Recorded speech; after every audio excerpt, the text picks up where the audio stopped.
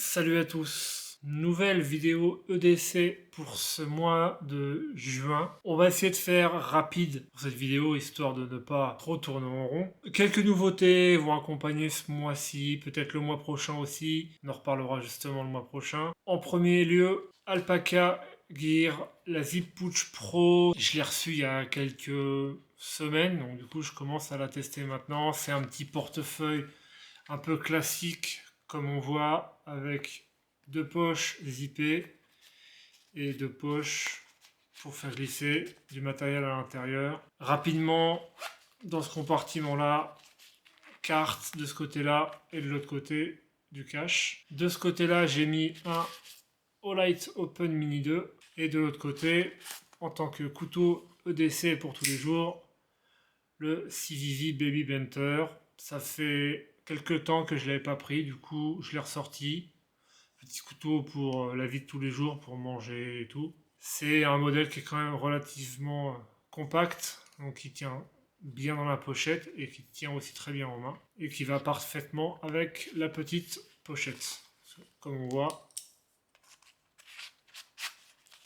il rentre dedans et on voit quasiment pas que c'est un couteau. Petit accessoire vite fait, j'ai mis une petite perle brise-vide dessus, c'est juste un peu pour le côté fun de la pochette.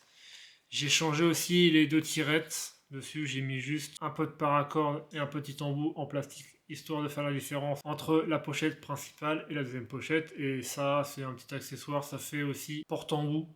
J'en parlerai sûrement quand je ferai la vidéo là-dessus.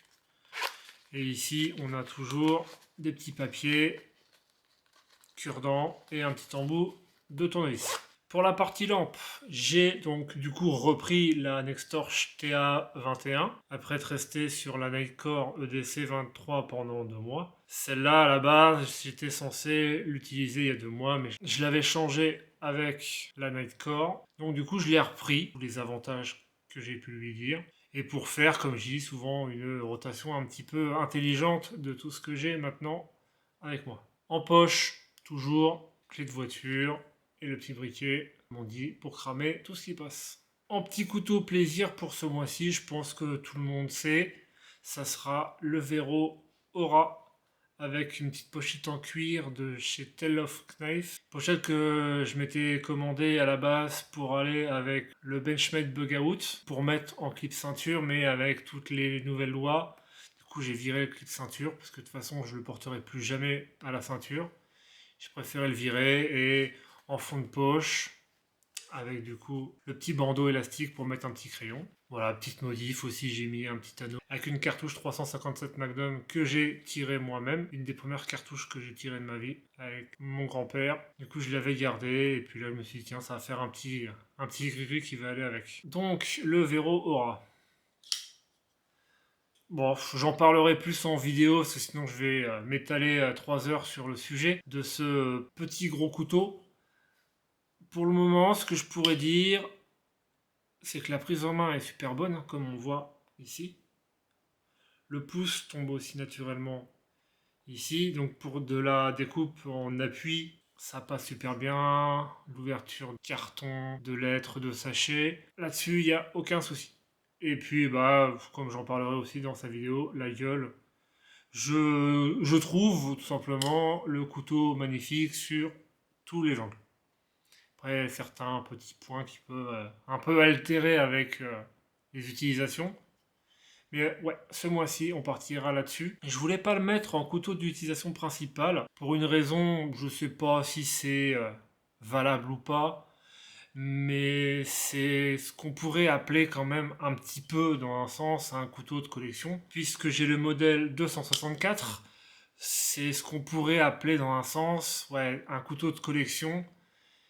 Mais comme j'avais dit, pour pas mal de couteaux, c'est con d'avoir un couteau et de pas l'utiliser. Du coup, pour le moment, il est en couteau backup, comme j'ai dit, en fond de poche, dans son petit étui en cuir. Ce qui permet quand même de l'utiliser. J'ai mangé un petit peu avec. Ça, à la limite, ça me dérange pas, parce que c'est juste ici au niveau de la lame que ça prend. Et puis, j'ai tout ce qu'il faut pour affûter à la maison, donc du coup, il n'y a pas de problème. Mais c'est plus, comme j'ai dit, sur l'aspect un peu collection qui m'embête dans un sens de l'abîmer, ou au pire de se le faire confisquer en cas de contrôle avec ça dans la poche.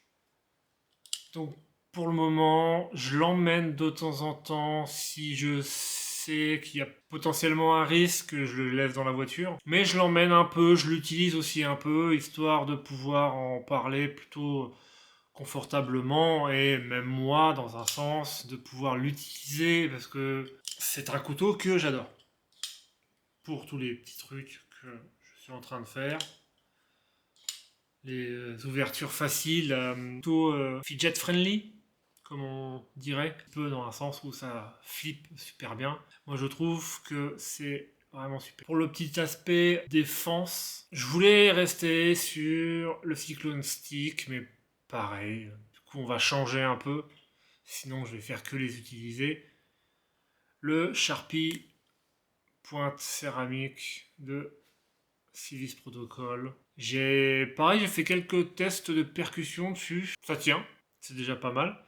Je n'ose pas trop frapper avec la pointe, du coup, sur les différents tests que j'ai pu avoir. J'aurais peur que le bouchon s'affaisse. Et si le bouchon s'affaisse, on a la pointe qui est directement là. Pointe céramique, du coup, c'est très perforant. Mais par contre, en percussion comme ça le fait pour que ça soit un peu moins dangereux. Sac à dos, comme c'est marqué là, Maxpédition, le Prepared Citizen. Je l'ai ressorti un peu des placards, ça faisait quelques temps qu'il n'avait pas pris l'air dehors. Et parce que c'est un sac quand même de très bonne facture, Cordura 1000 deniers, ce qu'on va avec des gros zips dessus. Je le ressors un peu pour ce mois-ci. Je vais pas utiliser ce sac pour le Blade & Tool Expo parce que vu que je pars avec madame, vu que nous ne sommes pas du coin, je préférerais partir sur un sac plus gros. Je verrai sûrement sur le Decathlon ou peut-être sur l'autre ou partir à deux sacs, je ne sais pas. Mais pour le moment, usage, boulot, Maxpédition, Prepared Season, ça ira très bien. Il n'y a pas eu de grande modification sur ce qu'il y a à l'intérieur. Toujours la VanQuest, poche un petit peu outil, un petit peu item qui ne reste pas dans les poches. Et après, équipement classique. J'en ferai sûrement une vidéo un peu plus complète début juillet, vu que je vais réactualiser certaines choses à l'intérieur. J'en parlerai un peu plus en détail. Ça sera pas forcément au niveau bagagerie, ça sera plus au niveau des équipements internes qui vont changer. Il y en a certains qui me servent plus ou qui sont trop gros, qui sont trop lourds. On en parlera bien sûr le mois prochain. Et en sacoche, pareil, VanQuest d'Andrite large. Strictement rien à dire sur cette sacoche, que ce soit dans le Maxpédition. Cette sacoche là, elle tient super bien. Juste à prendre le sac. Là, c'est dedans. La sacoche rentre très bien là-dessus. J'y fais confiance. Donc VanQuest, ouais, bah c'est comme j'avais dit de toute façon dans la vidéo, hein, c'est pour moi une très très bonne sacoche qui rentre parfaitement dans ce que je lui ai demandé. Je m'en suis servi lors des dernières vacances. L'appareil photo rentre parfaitement ici. J'ai juste à déplacer 2-3 items.